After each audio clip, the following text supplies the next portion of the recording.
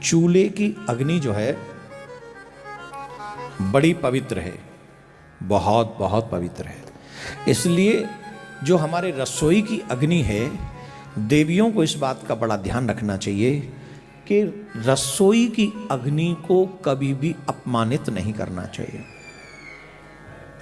अब आप सोच रहे होंगे हम अपमानित कैसे करते हैं। 80% घरों में रसोई की अग्नि का अपमान होता है। कितनी? 80% घरों में रसोई की अग्नि का अपमान होता है। और जिस घर में रसोई की अग्नि का अपमान होता है, उस घर में शांति नहीं रह सकती, उस घर में प्रेम नहीं रह सकता, उस घर में लक्ष्मी नहीं रह सकती, उस घर में सद्व्यवहार नहीं रह सकता, उस घर में सदाचार नहीं रह सकता। इसीलिए आप देखते होंगे कि प्रत्येक घरों की स्थिति आजकल क्या है, कैसी है?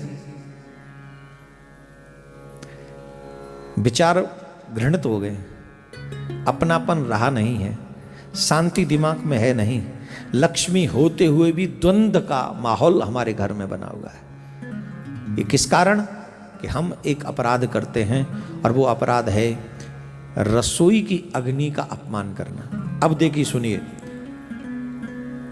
सभी पुरुषार्थों को प्रदान करने वाले हैं अग्निदेव। सभी रत्न अग्नि से उत्पन्न होते हैं और सभी रत्नों को यही धारण करते हैं। वेदों में सर्वप्रथम ऋग्वेद का नाम तो आता है और उसमें प्रथम शब्द है अग्नि। क्या है? अग्नि। अतः यह कहा जा सकता है कि विश्व साहित्य का प्रथम शब्द अग्नि ही है। ऐत्रेय ब्राह्मण आदि ब्राह्मण ग्रंथों में यह बार बार कहा गया है कि देवताओं में प्रथम स्थान अग्नि का है। इसलिए पुराणों के अनुसार इनकी पत्नी स्वाहा है। ये सब देवताओं के मुख्य हैं और इनमें जो आहुति दी जाती है वो है इन्हीं के द्वारा देवताओं तक पहुंचाई जाती है। केवल ऋग्वेद में अग्नि के 2 और सूत्रों को प्राप्त होते हैं, 2 और सूत्र प्राप्त होते हैं। इसी प्रकार यजुर्वेद, सामवेद, अथर्ववेद में भी इनकी स्तुति प्राप्त होती है। ऋग्वेद में प्रथम सूत्र में अग्नि को प्रार्थना करते हुए विश्वामित्र के पुत्र मधुछंदा कहते हैं कि मैं सर्वप्रथम अग्नि देवता की स्तुति करता हूँ, जो सभी यज्ञ और पुरोहित कहे गए हैं। पुरोहितों के राजा को सर्वप्रथम मैं प्रणाम करता हूँ। समस्त अभिष्ट को सिद्ध करते हैं। उसी प्रकार अग्निदेव भी यजमान समस्त कामनाओं को पूर्ण करते हैं। अग्निदेव की 7 जिह्वाएं हैं। अग्निदेव की 7 जिह्वाएं बताई गई हैं। उन जिह्वाओं के नाम इस प्रकार हैं: काली, कराली, मनोजवा, सुलोहिता, ध्रुमवर्णी, स्फुलिंगी तथा विश्वरुचि। ये अग्निदेव की 7 जिह्वा हैं। और जिस रसोई में हम जिस अग्नि को प्रज्वलित करते हैं उसका नाम क्या है जानते हो? नहीं, उसका नाम है पावक। क्या है? और जो यज्ञ में अग्नि का दर्शन होता है उस यज्ञ की अग्नि का नाम है वेखानर मीस बरद। इसका मतलब है, पहले हमारी मतलब की रसोई की बात हम कर रहे थे, रसोई की अग्नि का नाम है पावक। पावक जो सबको पवित्र करे। रसोई की पावक अग्नि हमारे लिए भोजन पकाती है। जिस अग्नि के द्वारा पकाए हुए प्रसाद को हम ग्रहण करते हैं, और वो रसोई जो हमारा जीवन चलाती है, वो अग्नि जो हमारा जीवन चलाती है, हमें भोजन बनाकर देती है, उस अग्नि का अपमान हम जानबूझ के करते हैं।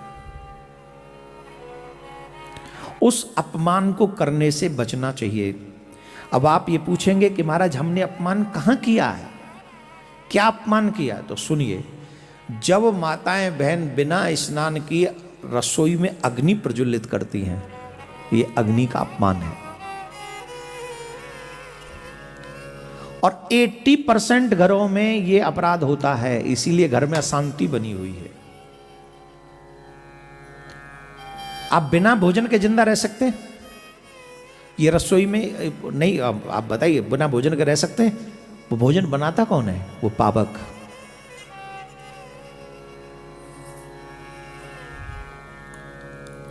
वो अग्निदेव जो हमें भोजन बना कर देते हैं, पकाते हैं प्रसाद को, जब आप बिना स्नान किए उस अग्नि को प्रज्वलित करते हैं तो अग्निदेव का अपमान होता है। मैं आपसे पूछता हूं, आप अपने मंदिर में बिना नहाए जाते हैं? क्यों नहीं जाते? भगवान के मंदिर में हम जा नहीं सकते बिना नहाए, पवित्रता का ध्यान रखना चाहिए। तो फिर अग्निदेव क्या देवता नहीं? अगर अग्निदेव देवता हैं तो बिना जले बिना स्नान किए रसोई में अग्निदेव का आह्वान कैसे कर सकते? आपने ध्यान किया होगा, जब नया घर बनता है, रसोई उद्घाटन होता है सब, तो पहले अग्निदेव चूल्हे का पूजन होता है, अग्निदेव का आह्वान किया जाता है। उस समय बिना नहाए होते हो आप? बोलो नहीं ना। इसलिए मैं आप सबसे ये अनुरोध करूंगा। बहुत से लोग कहते हैं महाराज हम लोग ब्रह्मचर्य की स्थिति में हैं, हमारे ऊपर तो कोई दोष नहीं। अगर आप सोए हो रात्रि में तो स्नान के बाद ही अग्नि को प्रज्वलित करें, और 12 बजे के बाद या 11 बजे के बाद कभी भी रसोई में अग्नि प्रज्वलित न करें। ये समझ ले, 2 चीज सीख लो आज से। एक, अग्निदेव को 11 बजे के बाद घर में न जलाएं। द्वितीय, बिना स्नान किए अग्निदेव का आवाहन न करें, बिल्कुल भी आवाहन न करें प्रज्वल। और अग्निदेव को जब बुलाएं तो एक बार रसोई में स्नान के बाद जाके प्रणाम कर ले, हे अग्निदेव आप इस परिवार पे कृपा बनाए रखना, आप पधारो, इतना कह के चूल्हा जला दो। हम ऐसा भगवान से आशा रखते हैं कि आपके परिवार में मंगल ही मंगल होगा। अग्निदेव कृपा करेंगे तो लक्ष्मी देव की कृपा भी बनी रहेगी, लक्ष्मी मैया भी। दोस्तों, जैसा कि आप सभी ने देवकी नंदन ठाकुर से जाना कि भूल कर भी रसोई में यह गलती कभी नहीं करनी चाहिए, तो दोस्तों आगे के वीडियो में हम रसोई से जुड़ी कुछ बातें आप सभी को बताने वाले हैं। दोस्तों, रसोई हमेशा पूर्व और दक्षिण के कोने में ही होनी चाहिए वास्तु शास्त्र के अनुसार।